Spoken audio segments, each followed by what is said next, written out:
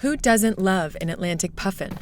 Those soulful eyes, that upright waddle, the shock of orange, all in a package that stands no taller than 8 inches. What isn't immediately apparent about this delightful bird is that it happens to float at the nexus of some big environmental laws. At first glance, they might seem unrelated, but together, they mean life or death for puffins and other migratory seabird species. Puffins were almost hunted to extinction during the late 19th century. They had disappeared entirely from the coast of Maine by 1885. Then came the first law to the rescue. The Migratory Bird Treaty Act of 1918 made it illegal to hunt or sell migratory birds and their feathers and eggs. They became protected by it. The Migratory Bird Treaty Act remains the backbone of bird conservation in North America. Flash forward to the 1970s, when Steve Kress, working with the National Audubon Society, successfully reintroduced puffins to Eastern Egg Rock in Maine. As of summer 2018, there were 178 nesting pairs on the island. Until the Trump administration gutted it, the Migratory Bird Treaty Act also protected birds like puffins from oil spills and other industrial harms. What that law didn't do, though, is protect the birds' food supply. For that, we owe thanks to another law, one rooted in protecting the seas from overfishing.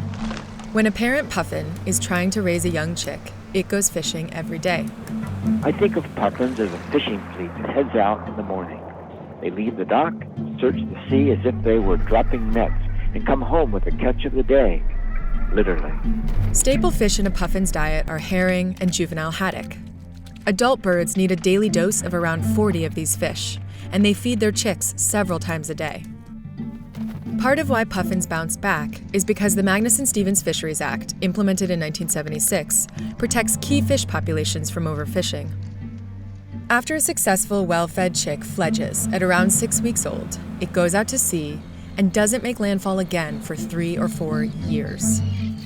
We know very little about what goes on during these years out at sea for these solitary birds, although their migratory range is vast.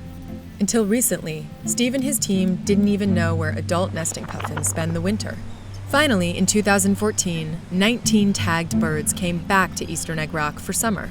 Their geolocators revealed that they'd traveled north to Canada for a month before veering south to the Northeast Coral Canyons and Seamounts National Monument. This brings us to the third law that's pivotal for puffins.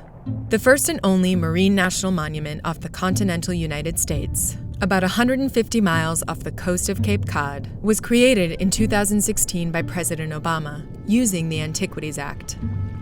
It turns out the abundant, fish-filled monument is an important winter destination for puffins. Puffins show us that protecting one species, or one island, or one habitat wouldn't be enough to support them. They migrate over vast areas of the sea, they depend on fish that don't stay in one place, and they rely on the only national monument in Atlantic waters to sustain them through the cold months. As the climate changes, puffins that return to one nesting spot year after year need all the support they can get to weather the warming waters.